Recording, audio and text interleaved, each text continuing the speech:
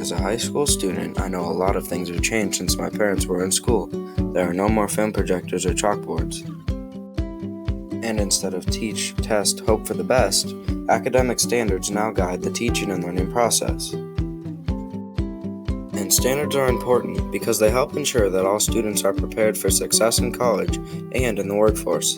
They set clear and consistent expectations for what students should know and be able to do in each course or grade. Our district refers to these as essential learnings. Something else that's changed is how teachers use assessment. It used to be that if you didn't know something on a test or quiz, you'd get a low grade. The class moved on and you didn't learn what you were supposed to learn.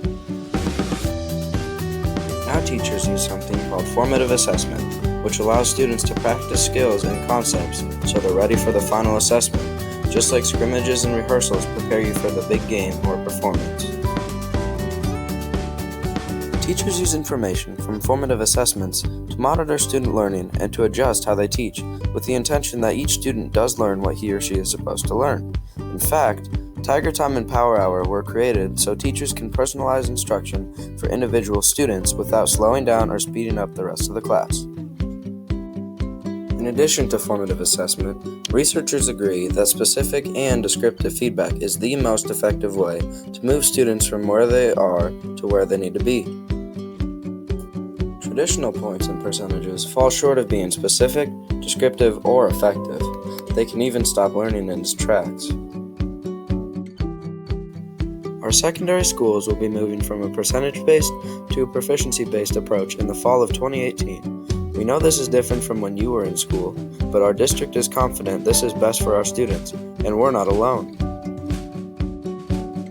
Schools across the country have made the switch because it's a better way of measuring what students know and can do related to the required academic standards, and it puts the emphasis on learning, not accumulating points. Let's take a look at old versus new. In a traditional grading system, teachers record scores for types of work in the gradebook, and those scores are averaged together. It isn't clear which skills and concepts are on track and which aren't because they're all mixed together. A learning-based grading approach uses a 4-point scale to assess essential learnings. Beginning, developing, proficient, and exemplary represent levels of mastery or proficiency in relation to what students know and can do. This makes it much clearer to see where students are on track and where they are not. Teachers communicate what beginning, developing, proficient, and exemplary mean for essential learnings at the beginning and throughout the learning process, so students always know where they need to go, where they're at, and how to close the gap. Learning-based grading will help ensure students acquire the skills and concepts necessary for the future, and it will help students take responsibility for their learning and better understand where they need to improve. Proficiency levels will be converted to a course letter grade at the end of each grading period, using the district's final grade determination. So you can see that the changes that come with learning-based grading are more about what happens before the final letter grade is recorded than the final letter grade itself. Here's what won't change. Letter grades will still be reported at the end of each grading period.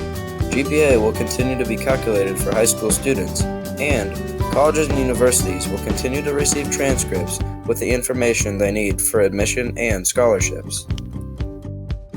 There's more info online about learning-based grading, which again is something totally different from when my parents were in school.